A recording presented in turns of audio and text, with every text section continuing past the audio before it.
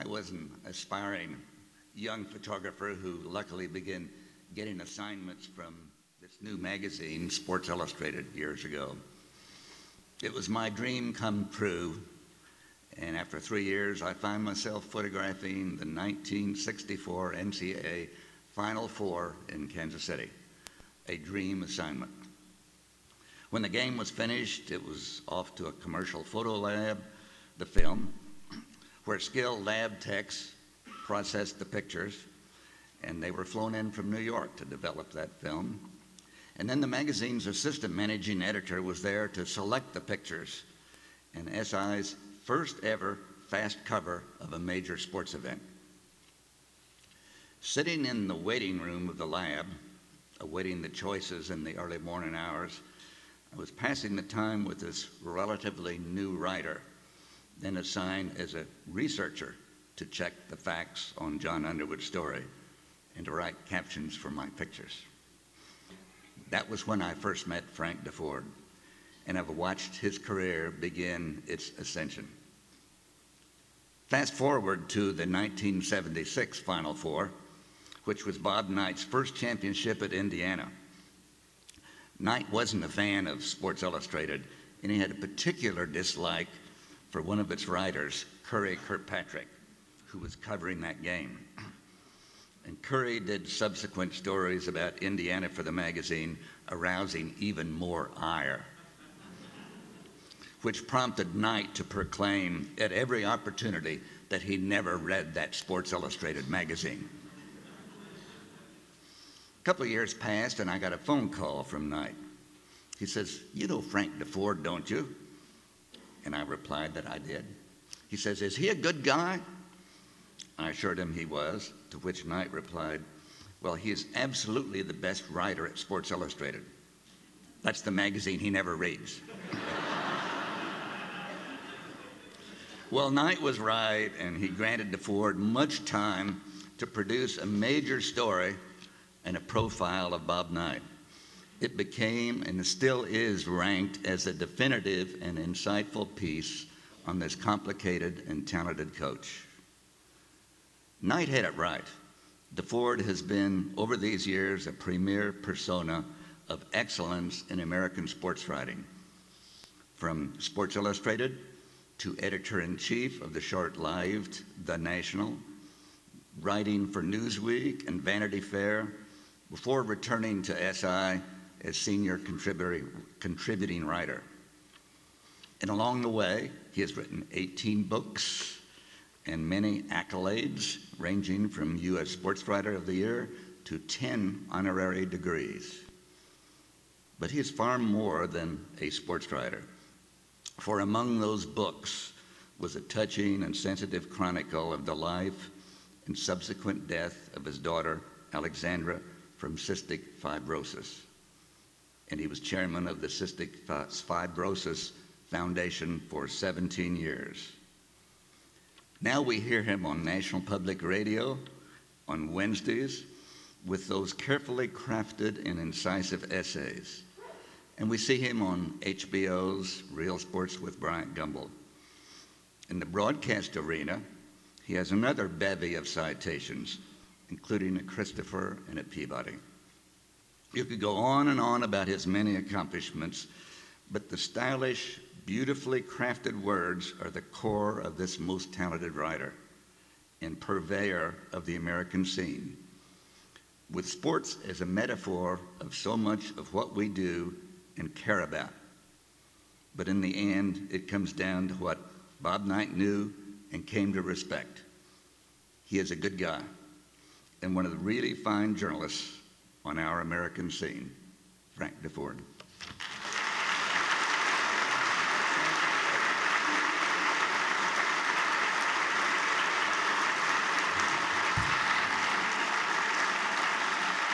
Thank you.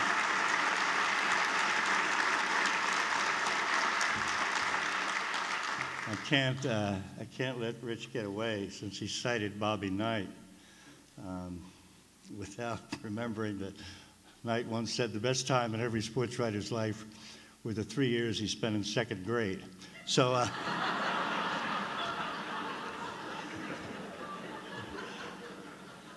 But notwithstanding that, I'm so honored on this anniversary of William Allen White's 145th birthday.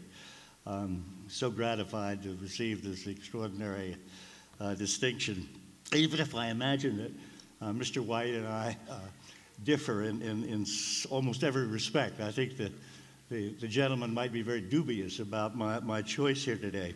First of all, I am the first journalist ever to be so honored, and at the same time, Mr. White wrote in his autobiography, "Athletics did not interest me even remotely." And if he ever so much as broke a sweat himself, it is not evident. Mr. White was a genuine small-town Midwesterner. I'm a big city slicker from the East. He was a newspaper man. I come mostly from magazines. He was a devout Republican. I'm a stalwart Democrat. He was short and fat. I'm tall and skinny. There is the one terribly tragic connection that we have that Rich mentioned, that sadly we both lost our beloved daughters when they were children. And happily, though, this too. Both of us simply wrote an awful lot of things, a lot of stuff about a lot of stuff. So there is that connects us. And one other thing, too. In 1896, as you all know, Mr. White became instantly well known outside of Kansas for his famous editorial, "What's the Matter with Kansas?" In 1967, I became instantly well known within the state of Kansas, lionized, glorified, for writing in a national magazine that the KU cheerleaders were the best looking in the country. So, how happy I am to return, to be celebrated again in Kansas. A man could do no better than to be associated with beautiful Jayhawk women and William Allen White, who still remains such an icon of journalism.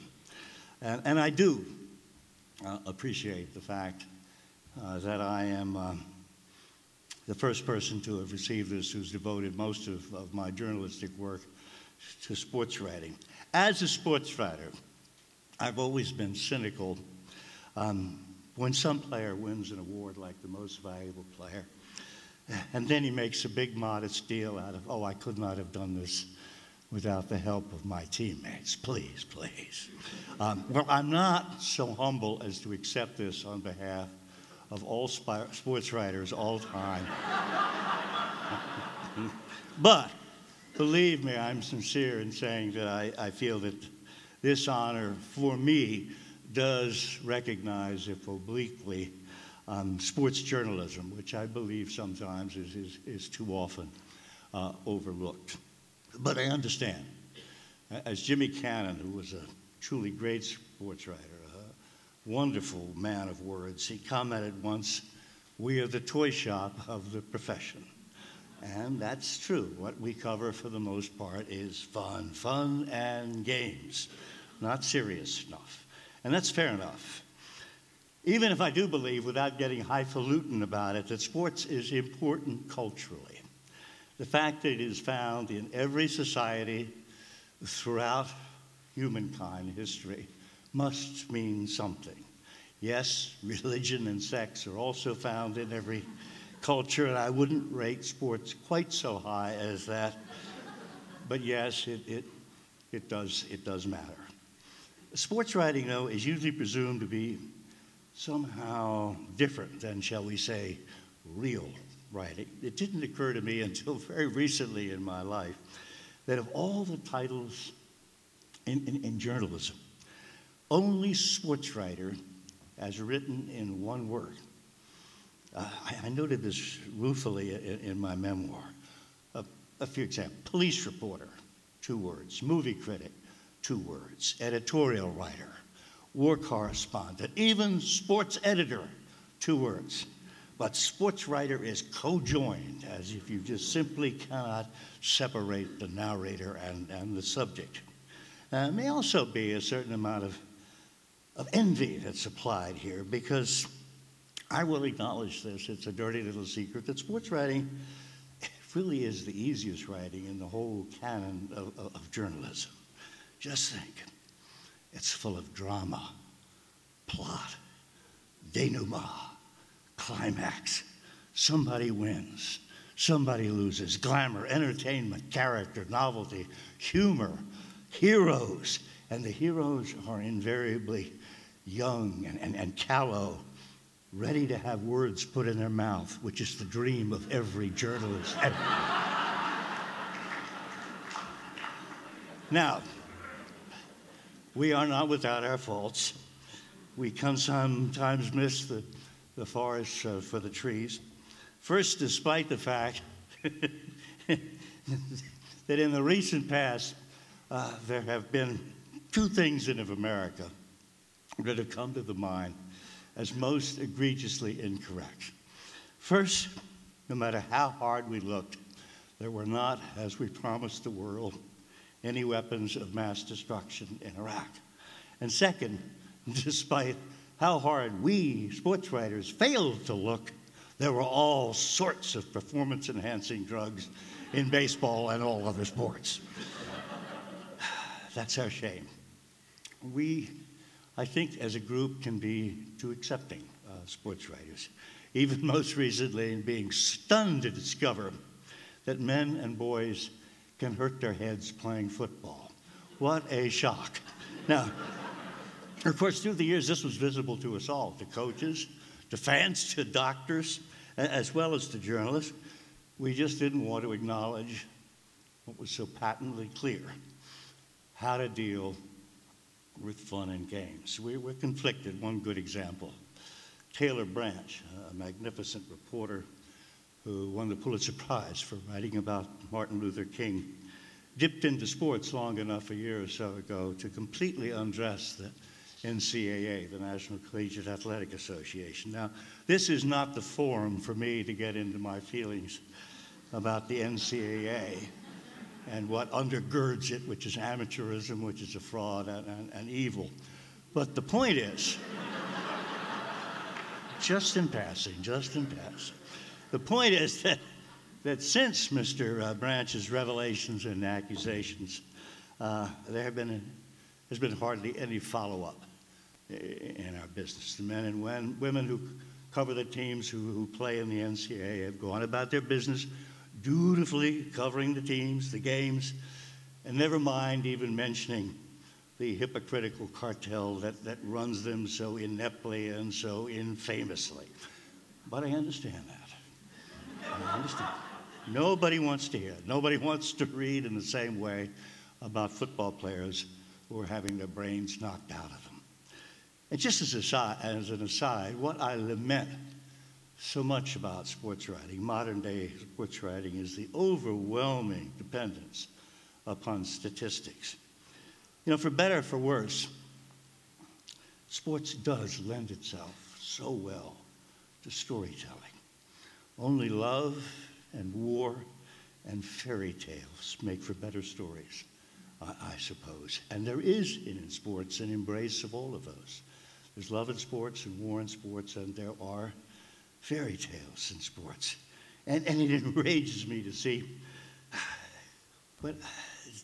stories that are overwhelmed instead by just passionless numbers. Now, that overindulgence of numbers aside, I do believe that we have come, as they say in horse racing, we have come a distance of ground. When I entered the profession, which I should say I had no real intention of remaining in it for a long time. It's another example of how life does take you sometimes by the scruff of the neck. But when I came into the profession, sports journalism was not looked upon with the greatest of respect. There were a lot of editors who were on the take. Even the best and most honest of them served more as chamber of commerce types than they did as journalists. Good grief, in San Diego, they even named a stadium after a beloved sports writer. There were hack writers who dearly loved sports but who had no talent to buttress that affection that they had. For some reason, probably because long ago we thought that it would somehow make our subject more important if we wrote about it in a fancier language, sports writing early on tended toward the florid and the rococo, what one critic called like a bad dream by Sir Walter Scott. And likewise, we've always had too many sympathetic homers, and this was especially true away from the big cities and the major league professional teams. Reporters who cover the teams were all too often more like PR assistants than working reporters. And we were, of course, all men. Part of that was sheer misogyny, but part of it was complicated by a curiosity of our profession, which is alone in the United States, that we often interviewed the people we were talking to when they were buck naked. Now, let me tell you, it takes a while to get used to that.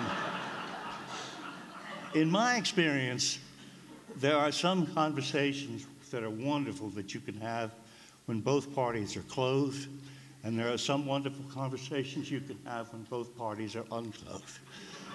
But halvesies is just something that you have nothing in your experience. But never mind. We introduced modesty to our conversations and thereby allowed females into the locker rooms. But good grief, when I started as a sports writer, never mind locker rooms, they didn't even let women into the press boxes. So altogether, yes, we are a much more progressive body of workers than we were when I stumbled into this profession so many years ago. Of course, so much has happened in all of journalism the past few years. Now, I was very surprised in reading Mr. White's memoirs that he made a point of how much newspapers changed in his lifetime. And of course, above all, he was a newspaper man. I had the feeling myself, though, that once Mr. Mergenthaler invented his linotype press in the late 19th century, that not a hell of a lot happened around newspapers for the next 6 or 7 decades. They just seemed to be there. Newsprint that came off on your fingers, black and white, thrown upon the porch by some neighbor boy who miraculously appeared out of the blue on a bicycle. And you picked up the newspaper and you read them. It was all pretty basic. Even when I was in college, I set headline type myself for my college newspaper. My first real job in the business was as a copy boy at the old Baltimore Evening Sun, Menken's paper itself. And much of my spare time, when I was not answering cries of copy over and copy down, what was to sit in the corner putting together little copy booklets, alternating pages of carbon paper. Good Lord, whoever remembers carbon paper today? But I'm sure that copy boys had made those booklets for Menken himself generations before. And in that way, it just seemed that the print world would go on the same forever and ever and ever. Oh, but oh my. What has happened lately? I have the dubious honor of being the editor of the last great newspaper experience in this nation. Now, I must assert at this point that this is the only time in my life that I was an editor. As a writer, and still as a writer, I have fought tooth and nail with editors all of my life. I generally subscribe to what General Sherman had to say about the profession. When a man is too lazy to work and too cowardly to steal, he becomes a newspaper editor. And then, one day, I suddenly was a newspaper editor, the editor of America's first and only sports daily, The National. We lasted 18 months and lost $150 million. That's hard to do in 18 months. Without boring you with the details, we were a terrific editorial product, but we were idiots when it came to commerce. Essentially, nobody had figured out ahead of time how much it cost to deliver newspapers to people's houses, which is where they expected them when they woke up in the morning. Neighbor boys on bicycles did not ply that trade anymore in 1990. It was 20 years ago. And what amazes me, though, is that people still tell me, boy, if the internet had only been around back then, you'd have been great for the internet. And what I always say is, yeah, we'd have been great for the internet, but the internet would not have been great for us, because, of course, the problem is that the internet kills newspapers. But I just nod and say, yes, isn't that the truth? Isn't that a shame? It's the same as people always ask me how the internet has changed sports journalism, as if somehow we're different from the rest of journalism. The internet is surely the most important advance in communication since Mr. Gutenberg's invention. I don't think that sports has been affected in any unique fashion. If anything, in fact, because they keep score at games, because it's so simple, because it's transparent, the internet may have treated sport better than most topics, which can be more easily distorted. 40 years ago, the great historian Daniel Boorstin wrote that the world was being surfeited by what he called then pseudo-events. And soon enough, Mr. Boorstin said, there were only two things that would be left that were really real: crime and sport. And given that this was before O.J. Simpson and Lance Armstrong, Mr. Boorstin was particularly prescient. But really, the changes that the internet have wrought have affected us in sports, pretty much like everybody else. The beauty of the newspaper and the magazine, right on down to the Ed Sullivan Show, for those of you who may remember that, it was that all these displays were so eclectic. Newspapers, William Allen White's, what we always used to say, that old joke, what's black and white and red all over. And the red all over is the key part.